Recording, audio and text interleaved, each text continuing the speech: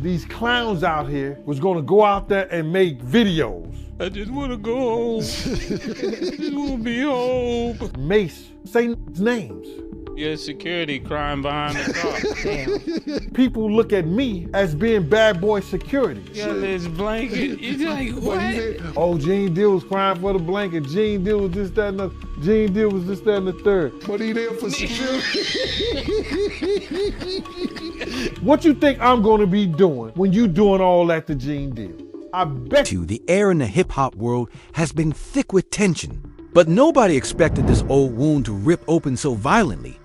When Mase and Cam'ron sat down to laugh about that tragic night in Los Angeles, Explode. This can't tell me nothing. That's why when be talking tough, I said, man, just say it. I done seen all that. Nigga said he wanna just go home. Oh, This blanket. He's like, what? But he there for security. Never gonna be in this position. I just want to go home and I just want to be under my blanket. Oh, we gotta get out of here. God, you get me out of here. the night Biggie Smalls lost his life, they thought it was just another moment of banter for their audience. The podcast crowd ate it up. Clips went viral and fans were tagging each other saying, "These guys are fearless for roasting Gene Deal." A single shot that night. I'm trying to picture your face of reaction to Box's woman go. Yeah. Oh, shit. Yeah. If my security holding me down in Cali, is somebody, the #1 rapper in the world, get killed, you're telling you, I just need to want to go home. And the second top artist in the world, which is Mase, about to be #1. Said, that's what I'm saying. I wonder his face, because I'm like, if y'all let me do that. The man who was supposed to be Bad Boy's shield. But behind those laughs was a man who has lived with the memory of that night. A man who had been carrying the burden of guilt and unanswered questions for decades. When Gene Deal heard his name being dragged like that, he wasn't amused. He wasn't about to let history be twisted into a joke. His eyes narrowed, his voice dropped, and the message he sent out carried a weight that stopped people in their tracks. This wasn't comedy anymore. This was a warning. Art of Dialogue podcast. Now the content creators who went out there and they start running off by their mouth, trying to make airways and trying to make a show. Here go a grown-ass man, Mase and Cam'ron, made suggestions to Bad Boy Security. These clowns out here was gonna go out there and make videos. When you do stuff like that, you gotta know right now that people look at me as being Bad Boy Security. You gotta be clear. As soon as that drop, you got 5 or 6 out there. Oh, Gene Deal was crying for the blanket. Gene Deal was this, that, and the. Gene Deal was this, that. People close to Gene say he's never been the type to chase clout. He's always... No, Mase. When you doing all that stuff to Gene Deal, what do Gene Deal supposed to be doing while you doing all that? I bet you really don't want to know. What you think I'm going to be doing when you doing all that to Gene Deal? They can play if they want to, but if they know what I know, they better find somebody else to play with. I never had to tell Big Nim Keep it a buck. I never had to tell Big Nim I told Big to his face, if you go to this party tonight, one of y'all gonna die. Some people gonna die if you go to. Always moved in the shadows, guarding stars, protecting lives, and staying out of the spotlight. But being painted as the crying guard who wanted nothing but a blanket cut him deep. Those who know him say his loyalty to Biggie, to Puff, to the crew was never in doubt. And yet here he was, years later, mocked by the very people who shared the same stages and the same tour buses. Imagine the betrayal men he once stood guard over. Men who knew the danger of those days, now turning his pain into punchlines. Gene's voice cracked, not with tears, but with restrained fury as he asked a question nobody dared to answer. What do you think I was supposed to be doing while y'all are laughing at Rose wasn't the only thing that lit the fire. Behind the scenes, Mase had already confronted Gene before, throwing direct shots about his failure to return fire that night. Mase painted the image of the world's biggest rapper being gunned down while his so-called protectors froze. The accusation cut like a blade. Fans online were split. Some said Mase had a point. Others said he was out of line for questioning a man who lived through that trauma. And when Camron jumped in, laughing till tears rolled down his cheeks, it wasn't just a podcast joke anymore. It became a movement of ridicule, a viral spectacle with memes, gifs, and remixes. Zhang Deal went from respected security to internet theme. The moment was humiliating, but Gene didn't cower. Instead, he pulled back the curtain and revealed a darker side. On the Art of Dialogue podcast, his tone was cold, deliberate, and sharp enough to slice through all the laughter. He reminded Mase and Cam'ron that when people play with his name, they don't realize the doors they are opening. He asked straight up, when you mock Gene Deal, what do you expect Gene Deal to be doing? And then he leaned in, his words laced with an edge that made listeners pause the video and replay it twice. He said, "I bet you really don't want to know." That line alone sent shockwaves, fueling endless threads and speculation. Was he hinting at secrets from that night? Was he warning of retaliation? Nobody could say for sure, but the tone left little room for misinterpretation. This was more than a clapback. This was a shot across the bow. Interview 247-329, the comments exploded with debates. Fans of Mase defended him, saying comedians have always poked fun at tragic events. Others accused Mase and Cam of disrespecting not only Gene, but Biggie's entire legacy. On the other side, some argued Gene was too defensive, that if he had done his job, maybe hip-hop history would have been written differently. The tension built like a storm cloud over the culture, with every side hurling accusations. Family members of fans who had lived through the 90s East Coast-West Coast feud began weighing in, sharing their memories of the fear and chaos that surrounded that era. Older heads reminded the young audience that what happened wasn't just gossip, it was life and death. And now, years later, it felt like those ghosts were being summoned again. Interview 334-417 as the dust swirled. More details from that night started resurfacing. Mase's version of events was simple. He was trapped in his hotel, surrounded by dozens of bloods, unable to move. He claimed that while chaos erupted, he stayed put, fearing for his own life. But Gene was quick to dismantle that story. He recalled conversations that didn't add up, timelines that contradicted what Mase was saying. The part that caught the most attention was when Gene reminded everyone that Mase himself admitted being in a hotel room with Brandy, while simultaneously claiming she was calling him to come to the party. Fans replayed the clip again and again, pointing out the inconsistencies. Some accused Mase of rewriting history, while others said Gene was twisting words to deflect blame. But one thing was undeniable. The drama had taken on a life of its own, with each side presenting themselves as the truth-teller. Meanwhile, Camron kept fanning the flames. On social media, he doubled down on the jokes, reposting memes and slyly tagging Gene in cryptic messages. It was as if he enjoyed watching the tension escalate, playing the role of instigator while hiding behind humor. Fans laughed, but insiders whispered that Cam's laughter might cost him, because Gene wasn't playing games anymore. In the podcast, his words turned from defensive to threatening. He told the world straight, if Mase and Cam knew what he knew, they would stop right there. He reminded everyone that before Biggie stepped into that fatal party, he himself had warned him face to face that someone wasn't going to make it out alive. That chilling revelation painted him not as a guard who froze, but as a prophet who saw the storm before it hit. And suddenly, the narrative shifted.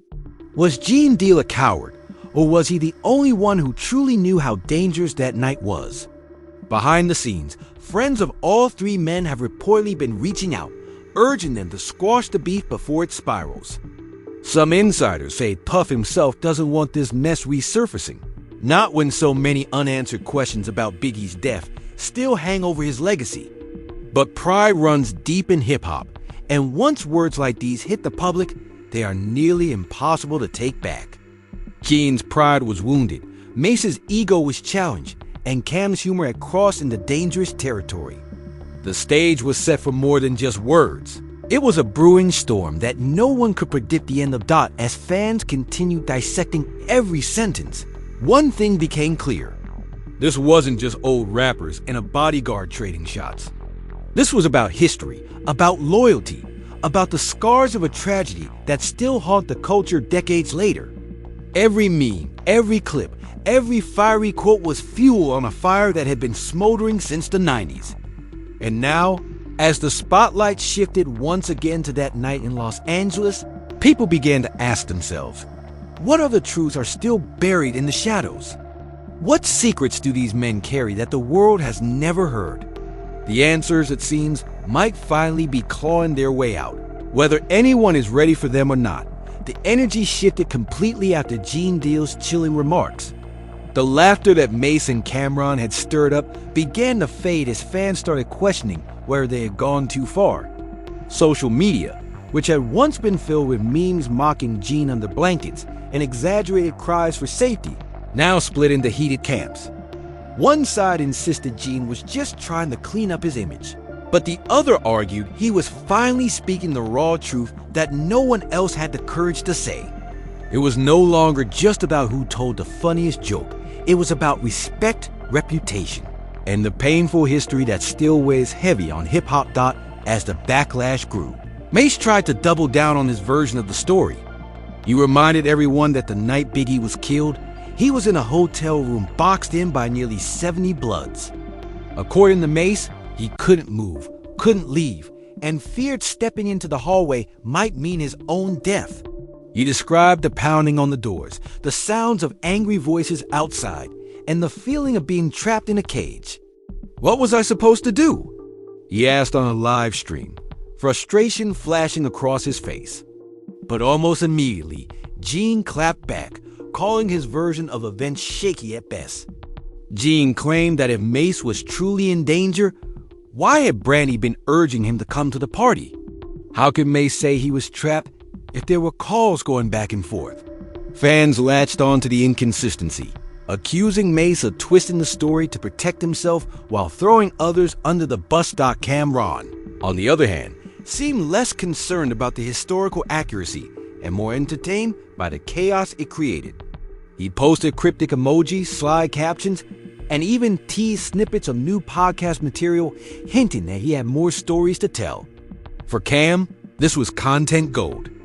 Every reaction, every angry comment, every clapback fueled more clicks and more attention.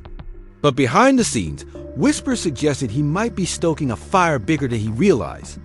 Some old heads in Harlem started warning him that mocking a man like Gene Deal wasn't just comedy, it was disrespect with dangerous implications. Gene's own retelling of that night grew even more detailed as the days went on. He painted the picture of being in the car, Puff reclined in his seat, him arguing about the positioning, and the sudden eruption of gunfire. He said the car took off before he had any chance to react, that his weapon couldn't have been used effectively while turned sideways in the back. He described how he and Tone later jumped into another car to chase the shooter, a chase that ended in failure. His voice carried both anger and regret as he explained it wasn't cowardice that stopped him from firing. It was the chaos of the moment and the way things unfolded too fast for anyone to control. And yet, the public wasn't unanimous in believing him. The fact remained that the biggest rapper in the world died under his watch, and for some, no explanation could erase that. As tensions mounted, others began weighing in. Former associates, industry insiders, and even fans from the 90s era started sharing their perspectives. Some claim Mase always carried a grudge against Gene, blaming him silently for years but never daring to speak it out loud until now.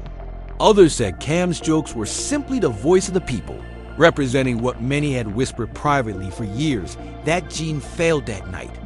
But then there were those who defended him fiercely, reminding everyone that protecting someone in a live-fire situation isn't as simple as a movie scene. People who had served in the military or law enforcement chimed in, saying Gene's account of the chaos made sense. The debate turned into a battlefield of words, each comment thread boiling over with accusations and emotional testimonies. The emotional toll wasn't just limited to those directly involved. Fans who had idolized Biggie, who had grown up during the East Coast-West Coast War, admitted the resurfacing of this drama reopened old wounds. Some said it felt like losing Biggie all over again, like watching the same trauma replayed in slow motion, but this time with added ridicule. One fan wrote online, "We lost one of the greatest rappers of all time, and now decades later, y'all turning it into a comedy skit? That's disrespectful, not just to Gene, but to hip-hop as a whole." That sentiment echoed through comment sections, gaining thousands of likes and retweets. The younger generation, many of whom only knew the story through documentaries and legends, were suddenly drawn into the conversation, fascinated by the mix of raw emotion and solved mystery. Meanwhile, Gene's words grew sharper. He reminded Mase publicly that he had once warned Biggie not to attend that party, telling him face to face that someone wouldn't survive the night. It was a haunting revelation that sent chills through the community. Why wasn't that warning taken seriously? Why did Biggie still go? The questions poured in, reigniting conspiracy theories about who really knew what in the hours before the tragedy. Gene's warning painted him not as a guard who froze, but as someone who had seen the writing on the wall. The irony that nobody listened made his pain all the more believable. And yet, for every fan who sympathized with him, there were others who questioned his motives. Was he telling the truth or rewriting the narrative to protect his name? The drama reached a fever pitch when clips of Gene's chilling statement, "I bet you really don't want to know what I'd be doing while you mocking me," started circulating, with ominous music edits and dramatic captions. Creators online cut those clips into montages, presenting him as a man ready to unleash secrets that could shatter reputations. The tension was so thick that fans joked the beef had turned into a real-life thriller. Would Gene reveal more about that night? Would Mase clap back harder? Would Camron stop laughing long enough to take the warning seriously? Nobody knew, but everyone was watching. As this unfolded, the ripple effects began to show. People close to Puff quietly started distancing themselves from the discourse, avoiding interviews and steering clear of commentaries that mentioned Gene's name. Insiders whispered that the thought mogul didn't want this old wound reopened, not when he had worked so hard to move past it. But Gene's determination to defend his name wasn't slowing down. For him, this was personal. Being called a coward, a blanket-hugging guard who froze in the face of danger, wasn't just a joke, it was a stain on his entire identity. And he was ready to fight back with words, with memories, and maybe even with revelations that could shock the entire industry. And as Mase and Cam'ron kept pushing, the line between entertainment and danger blurred more with every passing day. The story was no longer about a podcast joke gone too far. It had become a test of pride, a clash of legacies, and a reminder that some ghosts in hip-hop's history are never fully buried. By now, the feud had become the talk of every barbershop, radio station, and hip-hop forum. Clips were circulating non-stop. Fans were splicing together the laughter of Mase and Cam'ron with the stone-cold responses of Gene Deal. The contrast made it feel less like a simple disagreement and more like a collision course headed for disaster. You could see it in Gene's body language. During his interviews, he wasn't laughing. He wasn't smiling. He wasn't shrugging it off. Every time he opened his mouth, the weight of what he had lived through pressed down on the conversation. And every time Mase or Cam doubled down, it added another layer of disrespect that was impossible for him to ignore. The public was eating it up, but behind the scenes, there were whispers of real consequences. Insiders close to both camps admitted the situation had crossed from comedy into dangerous territory. Gene's chilling words weren't just empty threats. They were the kind of statements that make people stop joking and start watching their backs. Some people who have been around in the 90s were warning Mase and Cam to tread carefully. Those Who knew Gene Best said he wasn't a man to be mocked without reaction? And the way he hinted at secrets from that fateful night only raised the stakes further. Mase seemed torn between defending himself and keeping the laughs rolling. On one hand, he wanted to frame the whole thing as just entertainment, claiming he was simply saying what people had been thinking for years. On the other, he couldn't resist firing shots back, insisting that Bad Boy security failed at the most critical moment in rap history. His frustration spilled over during a late-night rant when he looked straight into the camera and asked why nobody fired back at the shooter. If you're supposed to be security and the biggest rapper alive just got hit, why didn't you pull out and shoot back? What were you there for? His words rang out like an accusation that echoed across social media. Gene didn't let that stand unanswered. His clapback was layered with anger and detail, breaking down the chaos second by second. He explained how the car shot off the moment the bullets started flying, how he was seated sideways because Puff had reclined his seat, and how by the time he could even react, the shooter's car had already turned the corner. What was I supposed to do? Stick my hand out the window and shoot blindly into the street? He asked, his voice raw. You think I wanted to sit there and do nothing? You think I ain't carry that with me every single day since? It was the kind of statement that silenced even some of his critics, because the pain behind his words couldn't be faked. Camron, however, kept playing his role as instigator. He posted another cryptic video, smirking while sipping a drink, dropping vague lines about some people rewriting history to look like heroes. His fans roared with laughter, but others shook their heads, saying he was poking a bear that didn't need to be provoked. The fact that Cam wasn't even directly involved in that night made it worse for some. He was laughing at another man's trauma, adding fuel to a fire just for clicks. But Cam thrived on controversy, and in his eyes, this was just another day of staying relevant. What made the feud even more explosive was the emotional undercurrent. This wasn't just about pride or jokes, it was about a tragedy that still scars the culture. Every mention of that night brought back memories of the East Coast, West Coast. War, the lives lost, the paranoia that gripped the industry. Fans who were teenagers back then recalled being glued to TV screens as news broke of Biggie's murder. Some admitted the way Mase and Cam turned it into comedy felt like disrespect to the entire era. One fan wrote online, "This ain't about Gene. This is about all of us who lived through that pain. Y'all laughing at our history." The post went viral, resharing the debate in a whole new light. Then came the most shocking twist. Gene revealed that before Biggie even left for that party, he had warned him directly, "If you go tonight, somebody not coming back." It was a chilling confession that flipped the narrative upside down. Suddenly, the conversation wasn't just about whether he fired back or not. It was about whether Biggie ignored a warning that might have saved his life. The implications were staggering. Fans debated endlessly. Did Puff know? Did anyone else hear the warning? Why wasn't it taken seriously?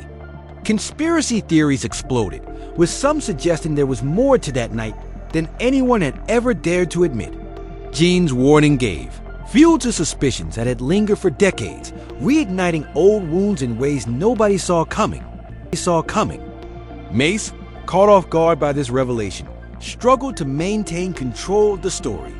His claims about being trapped in a hotel now seemed smaller compared to the gravity of Gene's warning. Still, he pushed back, accusing Gene of deflecting, of trying to shift the blame elsewhere. "You still didn't do your job," Mase insisted.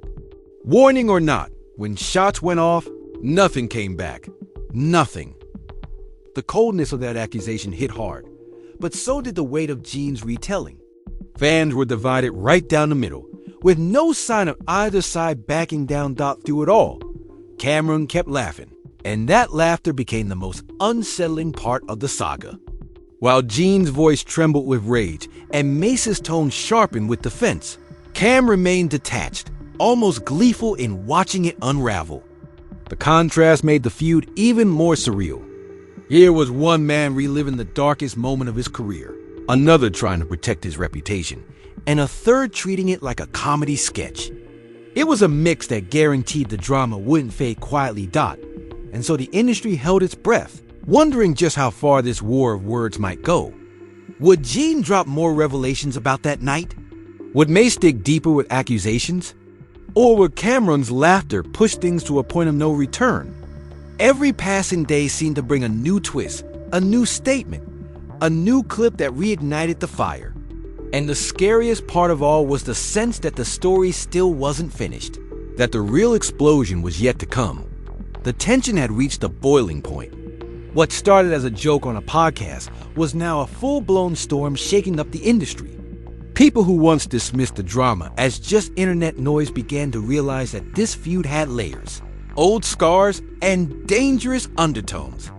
The conversation was no longer about whether Mase and Cam'ron's jokes were funny. It was about legacy, respect, and the ghosts of hip-hop's darkest night. And Gene Deal was not about to let anyone walk over his name without a fight. As more clips went viral, the public started pulling receipts. Old interviews resurfaced, highlighting contradictions in Mase's past stories. One clip from years ago had Mase saying he didn't want to attend the party because he felt something bad might happen. Another clip had him claiming he was trapped in his hotel room. Fans compared the two accounts side by side, pointing out inconsistencies that made his credibility look shaky. On Twitter, threads spread like wildfire with fans accusing him of rewriting history. Hashtags trended overnight, with some siding with Gene, others riding with Mase. The debates got heated, dragging in fans from both the new generation and the 90s era. It felt less like a rap beef and more like a courtroom battle being played out on social media. Gene took advantage of the moment, leaning into his role as the man with the truth. In a follow-up interview, his tone grew even darker. He reminded Mase of a conversation they had years ago, where Mase himself admitted being warned. He called him out for pointing fingers at others while staying silent about threats aimed his way. "Why you ain't tell Big what you knew?" Gene asked, his voice trembling with both anger and sorrow. "You had conversations with Puff, but you ain't say nothing to your own label mate. You let him walk in blind." It was a gut punch of an accusation, one that painted Mase not as a victim, but as someone who carried his own share of responsibility. Fans gasped at the claim, replaying the clip, dissecting every word. If true, it shifted the blame away from just security and placed it right back on those inside the camp. Camron, true to form, refused to take anything seriously.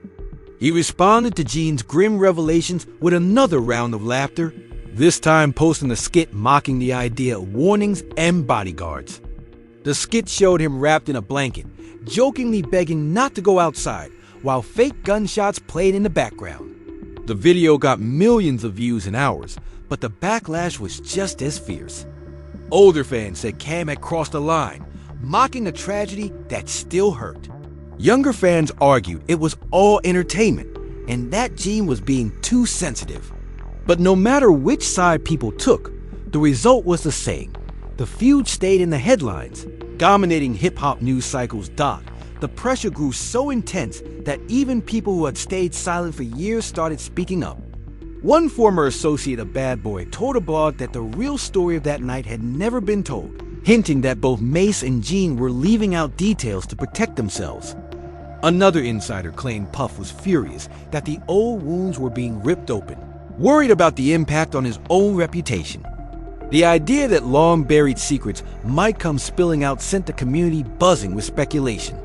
Fans whispered about conspiracies, hidden truths, and the possibility that more people knew what was coming than ever admitted. It was as if the past was clawing its way out of the grave, demanding to be heard. Mase, feeling the heat, tried to defend himself once more. He went live again, this time with a more serious tone. He admitted that the night was chaotic, that everyone was scared, and that mistakes were made. But he stood firm on one point. Security didn't do their job. The bluntness of his words struck hard. Fans filled the comments, some agreeing, others calling him a hypocrite. Gene, upon hearing Mase's latest jab, fired back instantly, saying that Mase was trying to divert attention from his own guilt. "You knew more than you let on," Gene said coldly. You can laugh, you can point fingers, but the truth always comes back. The weight of his words left listeners uneasy. Was this just beef? Or was Gene hinting at something deeper? Something that had been covered up for decades? Through all of this, Camron kept laughing, but the laughter was beginning to sound hollow. Some fans noticed it too, saying it felt like he was laughing to hide discomfort, not because it was actually funny. The more serious the feud became, the more Cam's role as instigator looked out of place. People began asking whether he really wanted to be caught in the crossfire of something so heavy. Yet he pressed on, insisting it was all jokes, all entertainment. But the more he joked, the more dangerous the situation felt. As days turned into weeks, the feud refused to die down. Instead, it grew, pulling more voices into the conversation. Documentaries about Biggie's death started trending again. Old articles were dug up, dissected for clues. Podcasts dedicated entire episodes to breaking down the feud, speculating on who was telling the truth and who was rewriting history. What started as laughter had turned into one of the most intense cultural debates hip-hop had seen in years. And through it all, Gene's voice remained steady, his warning echoing louder and louder. If you think you know what I do while you mock me, you really don't want to find out. And that left the culture asking one haunting question: what else does Gene Deal know that he hasn't told us yet? The storm only got darker from there. By this point, the feud wasn't just a viral clip or a trending meme. It had transformed into an all-out saga that dragged the past into the present. Every interview Gene Deal gave felt like he was peeling back another layer of pain, another layer of betrayal, and fans could feel the weight in his voice. It wasn't just about Mase and Cam'ron's jokes anymore. It was about who was telling the truth about one of the darkest nights in hip-hop history. And every time Gene spoke, the lines between warning and revelation blurred a little more. People who had stayed quiet for decades started dropping their own versions of events. One former bodyguard claimed that Mase had confided in him years ago, admitting he was terrified that night and chose to keep his head down instead of speaking up. Another insider insisted that Puff was warned multiple times, but ignored the red flags. The flood of conflicting stories only fueled the fire, making fans wonder who was lying and who was finally ready to clear their conscience. It was messy, emotional, and riveting like a courtroom drama unfolding in real time across social media. Gene wasn't holding back either. He fired off stories about the aftermath of Biggie's death, how he was left to clean up the pieces while others disappeared into hotel rooms or went silent. He painted vivid pictures of being the one to pull Mase out of danger when Bloods had crowded the hallway, while Mase now stood in front of cameras questioning his courage.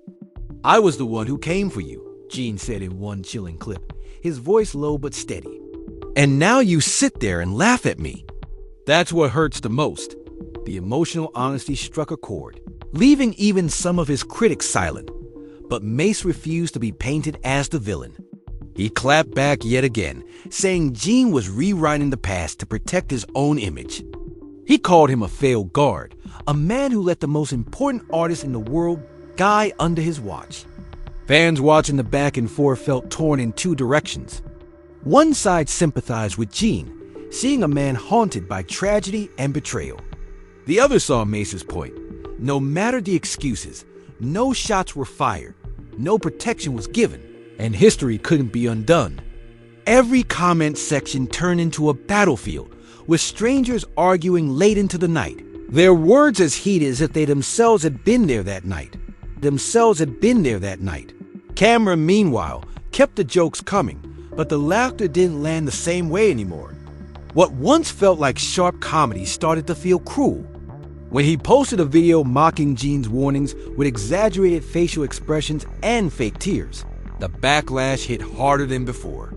Even some of his own fans commented that the joke had gone too far. "You can laugh at a lot of things," one fan wrote, "but not at a man's trauma." Cam shrugged it off, claiming he was just keeping it real, but the divide grew deeper. Where Mase and Gene were locked in a serious war of words, Cam looked more like a provocateur, throwing gas on a fire that was already out of control. As the feud played out, something unexpected happened. Young fans who had only known Biggie through old songs and documentaries began digging deeper into the history. They watched old footage, read archive interviews, and started asking their parents about what the East Coast-West Coast rivalry really felt like. For them, the feud between Gene and Mase was like a doorway into a history lesson, one that was raw, violent, and unresolved. Older fans, on the other hand, relived their trauma. Some admitted that just hearing Gene describe that night brought back memories of crying when the news broke, of fearing more rappers would be gunned down, of wondering if hip-hop itself could survive. The emotional clash between generations made the feud feel even bigger, turning it into a cultural moment that went beyond the individuals involved. And still, Gene's warning hung in the air like a shadow. "You don't want to know what I do," he had said. It wasn't just a defensive statement. It was a promise that if pushed further, he could unleash truths that would shatter reputations. Whispers grew louder. What secrets was he holding? Did he know more about who was behind Biggie's murder? Was Mase scared because Gene could expose something he kept hidden? The speculation spun out of control, each new theory wilder than the last. Some fans believed Gene was sitting on information that could change everything we thought we knew about that night. Others thought he was bluffing, using fear to silence his critics. But no one could deny the impact. His words had stopped the laughter cold and turned the feud into a high-stakes mystery. Through it all, the emotions kept spilling out. Family members of those close to the tragedy were caught in the crossfire, forced to relive their pain as the story played out again and again online. Friends of both Mase and Gene urged them privately to end it, but pride and ego kept the fire burning. Each man wanted the last word. Each man wanted to protect his name. And Cam, ever the Joker, seemed to want only more chaos. The cycle was endless mockery, rebuttal, revelation, backlash. And every time the feud seemed ready to die down, another shocking statement pulled it right back to the front page dot. And so the world kept watching, breath held, wondering which bombshell would come next. Would Gene finally reveal the secrets he'd been holding back for decades? Would Mase fold under the pressure of his contradictions being exposed? Would Camron's laughter catch up with him and force him to face the seriousness of the situation? One thing was certain: this story wasn't finished. Not by a long shot. The weight of the feud now felt like a storm no one could escape. It wasn't just Mase, Camron, and Gene Deal locked in this war of words entire fan bases. Blogs, podcasts, and even old-school hip-hop legends had been pulled into the whirlwind. The laughter that started it all was gone, replaced with tension so heavy you could almost feel it pressing down on every conversation. People wanted answers. People wanted closure. But instead, all they got were sharper jabs, deeper wounds, and the constant reminder that some stories in hip-hop are too dark to joke about. Gene's voice carried the power of a man who had been silent too long. Each new sit-down, each new podcast, he revealed more pieces of that night, each one contradicting the lighthearted version Mase and Cam'ron had presented. He described the sound of gunshots, the chaos of the crowd, Puff ducking low as the car sped forward. He painted the picture of trying to open the door, of screaming at the driver, of watching helplessly as history changed in seconds. His words weren't polished or rehearsed. They were jagged, raw, and filled with anger. Fans couldn't look away, even when it hurt. The image of the bodyguard, mocked as crying under a blanket, was being replaced by that of a haunted man carrying trauma. Nobody else could truly understand. Mase kept swinging back, unwilling to let Gene control the narrative. In a fiery response, he accused Gene of exploiting tragedy for sympathy. "If you knew what was coming, why you ain't stop it?" Mase demanded. "You had one job. Just one."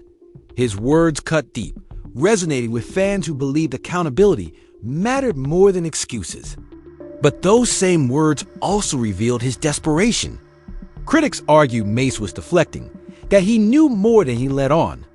Whispers about hidden threats he'd received back then resurfaced, with fans asking why he never told Biggie what he knew. The spotlight shifted onto him, And for the first time, some began to question whether his laughter was really just a mask for guilt. Camron never one to step back, pour fuel on the fire yet again. He released another parody clip, mocking Gene's warning line, "You don't really want to know." In the skit, Cam sat at a table with a blanket wrapped around him, pretending to shiver as fake gunshots echo in the background. The video went viral instantly, but this time the backlash hit harder than ever. Even some longtime supporters called him out, saying enough was enough. The disrespect had crossed into dangerous territory. Some commenters warned Cam that if Gene was hinting at truths people weren't ready for, he might be dragging himself into a storm that laughter couldn't protect him from. The media couldn't get enough of it. Entertainment sites ran daily updates, while YouTube commentators dissected every new statement like detectives solving a crime. One popular podcast compared Gene's story to official police reports from that night, highlighting eerie similarities and glaring gaps. Another show replayed Mase's inconsistent timelines, asking bluntly, "Who's lying here?" The debate became less about comedy and more about uncovering hidden truths. Every clip, every soundbite was scrutinized, and the tension only grew stronger. Behind the scenes, those closest to the feud were reportedly urging everyone to stop before things spiraled out of control. A former Bad Boy associate warned that old wounds were being ripped open, wounds that powerful people preferred to keep buried. Another source claimed Puff himself wanted the feud buried before it turned into a full-scale media circus that dragged his name back into the spotlight. But pride wouldn't let it end. Gene felt mocked, Mase felt attacked, and Cam thrived on the chaos. It was a recipe for disaster, and everyone could see it coming. The cultural divide was undeniable. Younger fans treated the feud like a reality show, posting memes and GIFs mocking both sides. Older fans, however, were shaken. To them, this wasn't entertainment, it was pain. They had lived through the East Coast-West Coast War, seen friends die, watched legends fall. The laughter from Mase and Cam hit them like a slap in the face. "This ain't a comedy," one fan wrote on Facebook. "This was our lives, our fear, our loss. And y'all laughing about it now? Shameful." The post went viral, sparking emotional debates across generations. As the feud escalated, conspiracy theories spun out of control. Some fans believed Gene was holding back explosive secrets that could rewrite everything we thought we knew about Biggie's death. Others thought Mase was hiding guilt about threats he never revealed. There were even whispers that Cam's relentless jokes were a smokescreen to distract from deeper truths. Every day, new speculation emerged, and the story grew bigger, messier, and harder to untangle. The scariest part was the way Gene's warnings lingered. That one line, "You don't want to know what I do," echoed like a threat hanging over the culture. It wasn't just words anymore. It was a promise. A reminder that some things buried in hip-hop's history might not stay buried forever. And as fans replayed the feud over and over, dissecting every detail, one chilling realization set in. The laughter that started it all had turned into silence, unease, and the sense that something much bigger was waiting just beneath the surface, ready to explode. And the question haunting everyone now was simple: if Gene decides to finally speak everything he knows, who will survive the fallout? The noise refused to die down. Instead, it grew louder, heavier, and more suffocating with each passing day. What had started as a casual laugh between Mase and Camron now felt like a crack in the foundation of hip-hop's history. Every new clip of Gene Deal's responses spread like wildfire, each one more intense than the last. Fans were no longer just debating who was right or wrong. They were holding their breath, waiting for the next bombshell to drop. Gene's words carried the weight of someone who had lived in silence for far too long. In one sit-down, he leaned forward, his eyes cold, his voice low, and he said flatly, "They can play if they want to, but if they know what I know, they'd better find somebody else to play with." The sentence hit the culture like a gunshot. Suddenly, the laughter that Mase and Camron had once shared looked less like jokes and more like dangerous taunts thrown at a man who had nothing left to lose. Social media timelines exploded with reactions. Some fans swore Gene was bluffing, that he was only trying to protect his name. But others said the look in his eyes told the truth. This was a man sitting on secrets that could burn down entire legacies. Mase's defenses were beginning to sound more frantic. He went live yet again, shaking his head, his voice rising as he repeated his accusations. All I know is the biggest rapper in the world got gunned down, and the people who were supposed to protect him didn't shoot back. That's all I need to say, but the more he talked, the more fans picked apart his words. Contradictions in his timeline kept surfacing, old interviews being clipped side by side with his new ones. Threads on Twitter and Reddit dissected every detail, leaving Mase looking less like the truth teller and more like a man cornered by his own inconsistencies. Some fans even accused him of hiding his own guilt, asking why he never told Biggie about the threats he knew were circling Camron. Always the Joker refused to change course. You laughed harder, posted more skits, and doubled down on the blanket jokes that had started it all. But the backlash against him grew louder too. You making fun of a murder, not just a man, one commenter wrote, and the sentiment spread quickly. Suddenly, Cam wasn't just a funny instigator, he was being painted as the villain, the man mocking trauma for clicks. Even some in his own circle started telling him privately to chill, that this wasn't the kind of joke that would age well. But Cam, proud and stubborn, only smiled wider. The tension wasn't just felt online. Whispers started circulating in New York, Los Angeles, and Atlanta that the feud had crossed over into the streets. People close to Gene claimed he was furious beyond repair, that his pride had been cut too deep to let go. Some said Mase was keeping his movements quieter than usual, not wanting to be caught slipping while the internet still buzzed with Gene's threats. Others hinted Camron's own people were starting to worry that his constant laughing might bring real consequences. The divide between entertainment and reality was dissolving fast, and the uncertainty left everyone uneasy. For fans, the drama became addictive, like a series you couldn't stop watching even when it made you uncomfortable. Podcasts dedicated whole episodes to it, blogs dropped daily updates, and YouTube channels racked up millions of views dissecting each new twist. And yet, beneath all the noise, the same haunting question kept resurfacing. What does Gene really know? His warning about that night, telling Biggie directly that someone wouldn't make it home, became the center of endless conspiracy theories. Some swore he knew the killer's identity. Others believed he had knowledge of a setup bigger than anyone could imagine. Every theory only added more weight to his words, turning speculation into obsession. Mase tried to counter with emotional appeals. In one heated rant, he said, "I was young. I was scared. I didn't know what to do. You can't put this all on me." It was the first time his voice cracked, the first time his mask of confidence slipped. Fans seized on it immediately. Some sympathized, saying he was finally being real. Others said it proved he had been hiding his fear behind jokes and finger pointing. The vulnerability didn't save him. It only fueled the debate further, making every word from both sides feel like a confession waiting to be picked apart. Through all of this, Gene remained steady, almost too steady. The more pressure mounted, the calmer he appeared, as if he was a man who already knew how the story would end. That calmness made his warnings even scarier. If he was bluffing, he was doing it with the poise of someone who had nothing left to lose.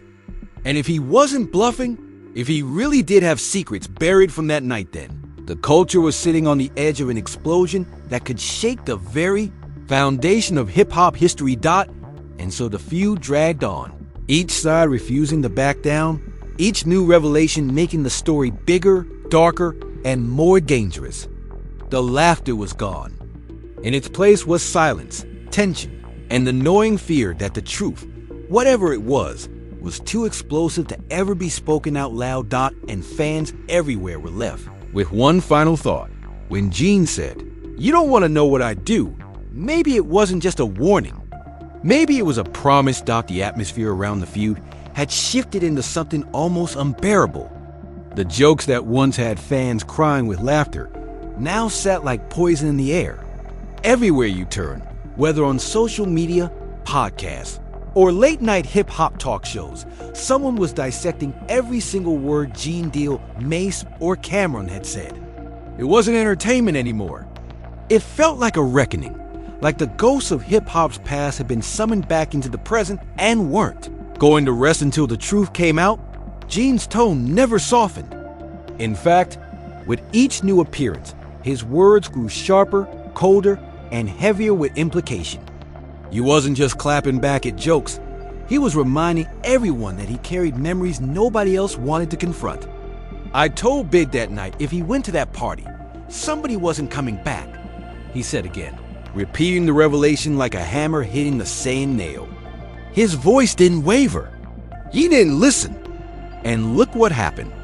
It was a chilling reminder that while Mase and Cam laughed about blankets and fear, Gene had been living with the knowledge that he saw tragedy coming and couldn't stop it. That burden hung on him like a shadow, and every time he spoke, you could feel the weight of it. Mase, though, wasn't letting up either. His pride wouldn't allow it. He kept firing back in interviews and lives, repeating his central accusation: bad boy security failed. He painted himself as someone who had been trapped, powerless, and terrified, yet still managed to survive while others didn't. But his contradictions had become too obvious to ignore. Fans pieced together old footage where he'd told a different story, compared it to his recent claims, and began openly calling him out. "You can't keep changing the story every time you talk," one fan commented on his post. "Either you were trapped or you saw it coming. Which is it?" Mase's frustration showed in his face, his voice rising higher. The polish of confidence wearing thin Camron, for his part, kept laughing, but the laughs had stopped being funny to most people. His parody skits and sly captions were now being called cruel, even reckless. One of his latest videos, where he mocked Gene's warning line by acting like a terrified guard shaking under a blanket, received more backlash than praise. Thousands of comments accused him of mocking trauma, of disrespecting Biggie's memory, of turning pain into punchlines. And yet, Cam refused to step back. "Y'all take life too serious," he wrote under one post, smirking into the camera. But the tide was turning against him, and he could feel it. The debate spilled into the industry. Other rappers began taking sides, some siding with Gene, others defending Mase and Cam's right to joke. One veteran from New York said bluntly on a radio show, "You don't clown the dead. You don't clown the people who lived through it either." Another voice argued, "Gene trying to act like a saint now, but at the end of the day, his man died on his watch." The divide was real, and it was ripping through the community. It wasn't just about who fired back. It was about who carried the responsibility for hip-hop's darkest chapter. The longer it went on, the more dangerous it felt. Rumors spread that Gene had more to say, that he was holding back information about who really wanted Biggie dead that night. Whispers of industry conspiracies, hidden enemies, and betrayal from within started floating back to the surface. Fans speculated endlessly, building theories that stretched from Los Angeles to New York, from record labels to street gangs. What if Gene knows the real story? One fan tweeted, "What if Mase and Cam laughing is just them covering up what they don't want to admit?"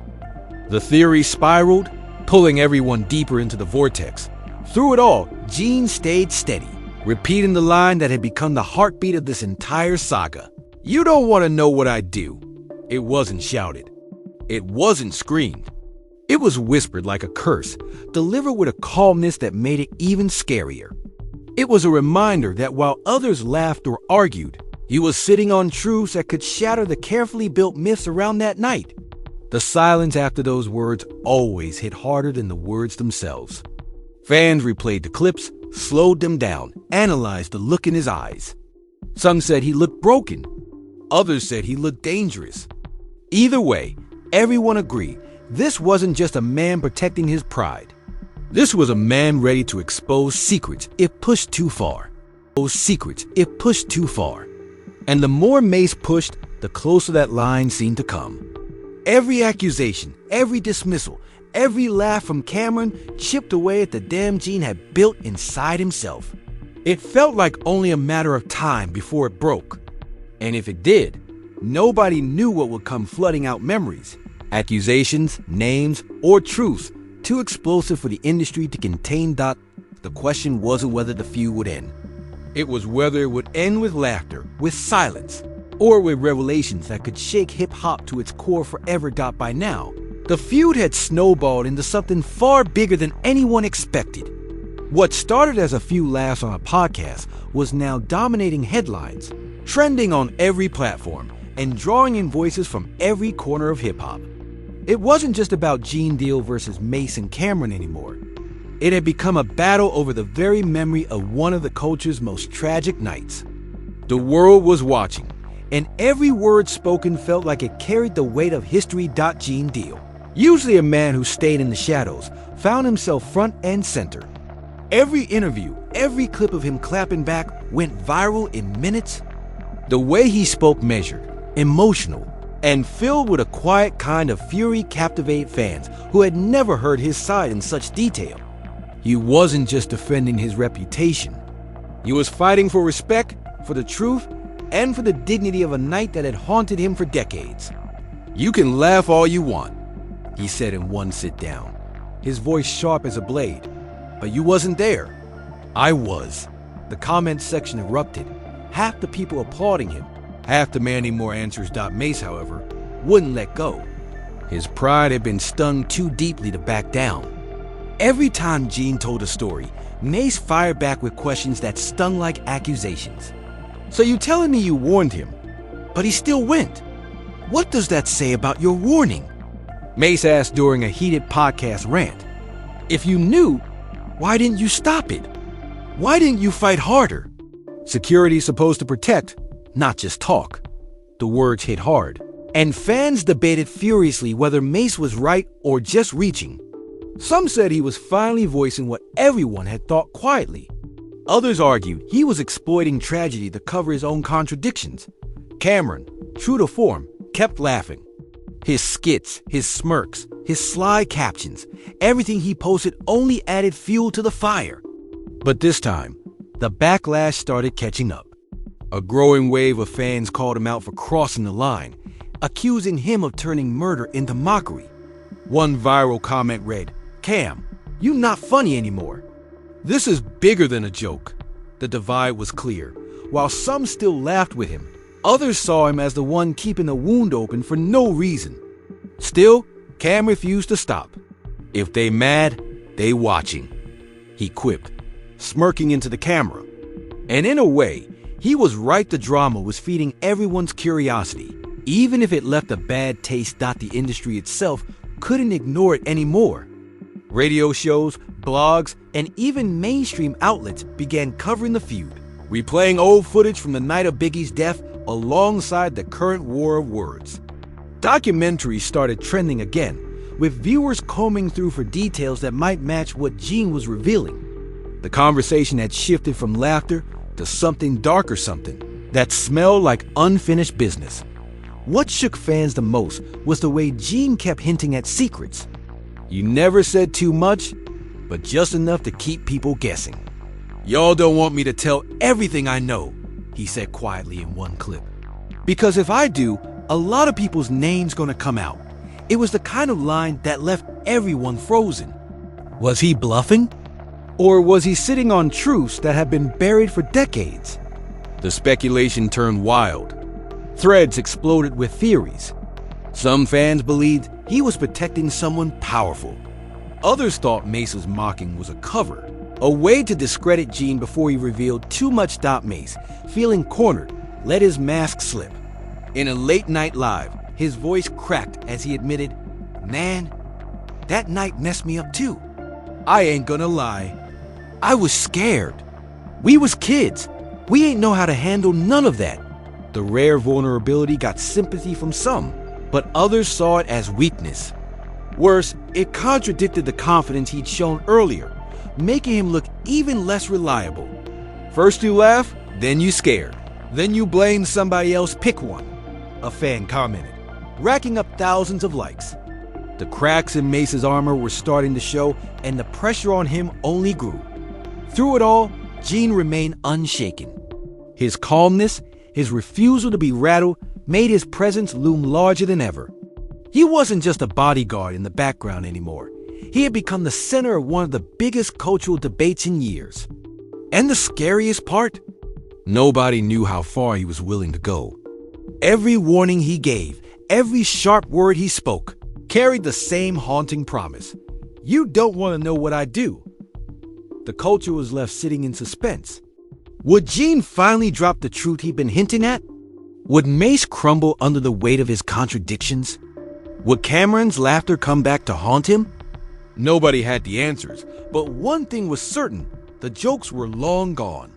Now, all that remained was the tension of a story that refused to stay buried, and the fear that the next revelation could change everything we thought we knew.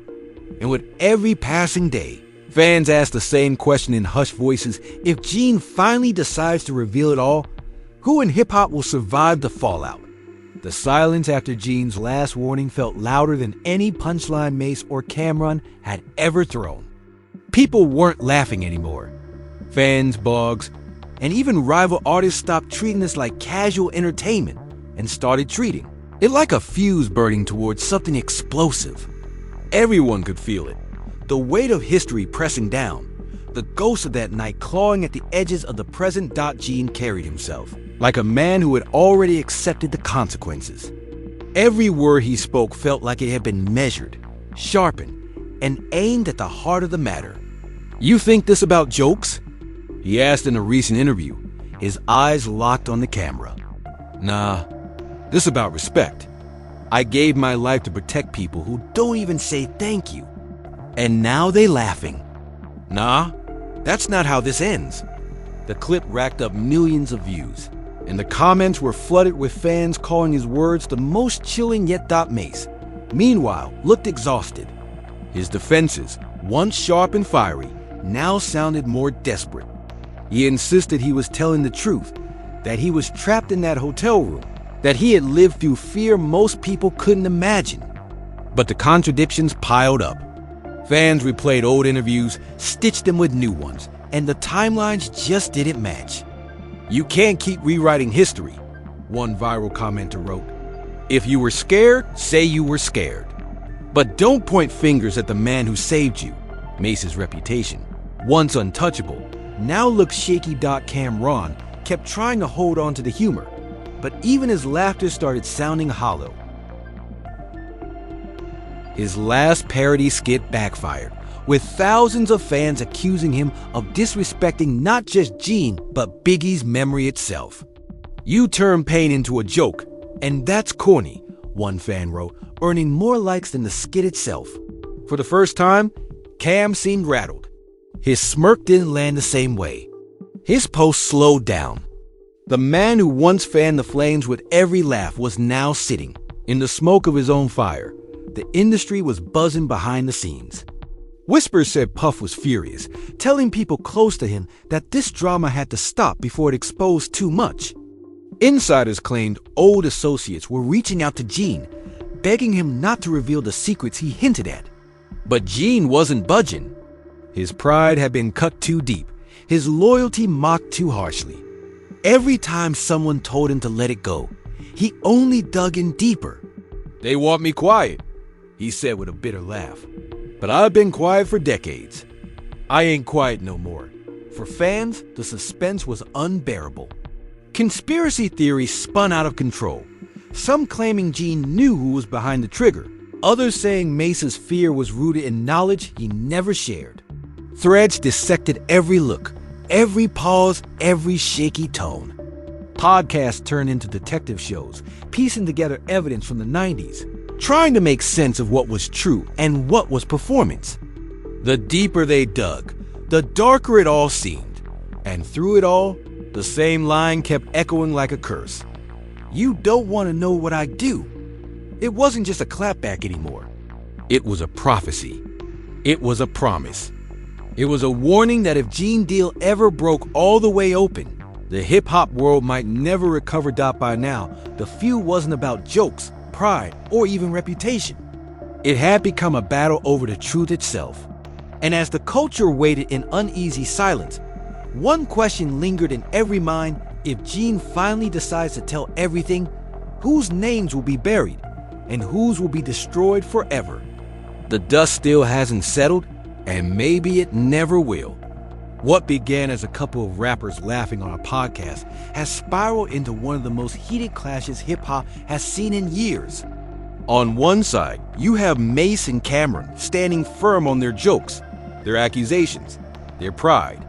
On the other, you have Gene Deal, a man carrying the weight of one of the darkest nights in rap history, refusing to be mocked or silenced. And in the middle stands the culture itself, torn between entertainment and tragedy, between laughter and pain. The questions left behind are bigger than the feud itself. Why was Gene's warning ignored? Why didn't Mase ever tell Biggie about the threats he knew? Why does Camron keep laughing at a story that still haunts so many? And most haunting of all what secrets is Gene still holding back, the ones he keeps hinting at with that chilling line: "You don't want to know what I do?"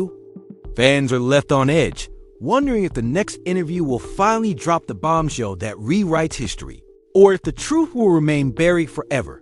But one thing is clear: this story is far from over. The wounds are too deep, the pride too strong, and the stakes too high. Every day that passes feels like we're inching closer to a revelation, a confession, or a confrontation that will change everything, Doc. And now we want to hear from you. Do you think Gene Deal is hiding the full truth about that night? Or is Mase rewriting history to protect himself? Was Camron just joking? Or did his laughter cross a line?